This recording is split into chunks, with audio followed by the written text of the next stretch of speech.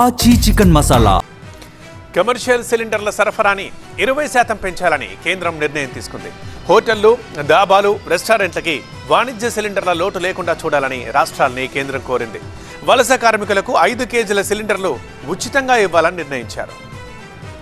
దేశవ్యాప్తంగా వంట గ్యాస్ కొరత నివారించడానికి కేంద్రం కీలక చర్యలు చేపట్టింది. వాణిజ్య సిలిండర్ల సరఫరాను 20% పెంచాలని నిర్ణయించారు. రాష్ట్రాలకు అదనంగా 20% కమర్షియల్ గ్యాస్ ను ఎల్లుండి నుంచి పంపించాలని నిర్ణయించారు.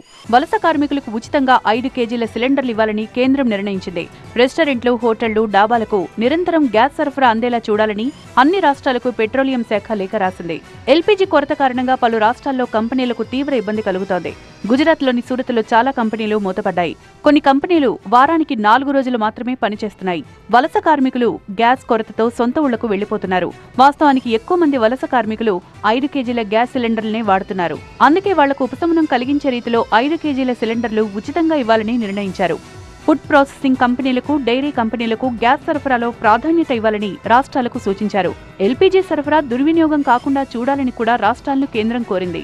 దేశంలో ఎల్పీజీ ఉత్పత్తిని 50% పెంచినట్లు కేంద్రం వెల్లడించింది. ప్రజలకు ఇబ్బందులు రాకుండా అన్ని చర్యలు తీసుకుంటున్నట్లు వివరించింది. పరిశ్రమలు, ఆఫీస్ క్యాంటీన్లకు గ్యాస్ సరఫరాలో ఇబ్బందులు లేకుండా చూడాలని కోరింది. విపక్షాలు మాత్రం వంట గ్యాస్ కొరతపై కేంద్రాన్ని టార్గెట్ చేస్తున్నాయి. కేంద్రానికి ముందుచూపు లేకపోవడంతోనే ఈ సమస్య వచ్చిందని రాహుల్ గాంధీ ట్వీట్ చేశారు. రూపాయి విలువ పతనం, ఇంధన ధరల పెరుగుదలపై రాహుల్ గాంధీ ఆగ్రహం వ్యక్తం చేశారు. డాలర్తో రూపాయి 100కు చేరుకోవడం, పారిశ్రామిక ఇంధన ధరలు పెరగడం కేవలం అంకెలు కాదని, అది పెరుగుతున్న ద్రవ్యోల్బణానికి స్పష్టమైన సంకేతాలని రాహుల్ ఎక్స్ వేదికగా ఆందోళన వ్యక్తం చేశారు.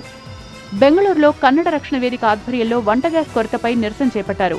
రాష్ట్రానికి సరిపడా ఎల్పీజీని కేంద్రం పంపించడం లేదని నినాదాలు చేశారు. కన్నడ రక్షణ వేదిక అధ్యక్షుడు నాగరాజ్ ఆధ్వర్యంలో ఈ నిరసన జరిగింది. ఆందోళన చేస్తున్న కార్యకర్తలను పోలీసులు అరెస్ట్ చేశారు.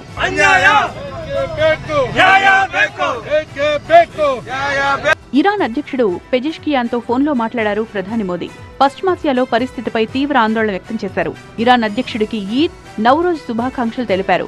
యుద్ధం తర్వాత తొలిసారి పెజెష్కియాన్తో మాట్లాడారు మోదీ. ఇరాన్లో మౌలిక స్థావరాలపై దాడులను తీవ్రంగా ఖండించారు. హర్మూజ్ జలసంధి దగ్గర భారత నౌకలకు రక్షణ కల్పించాలని కోరారు. ఇరాన్లో భారతీయులకు రక్షణ కల్పించాలని విజ్ఞప్తి చేశారు.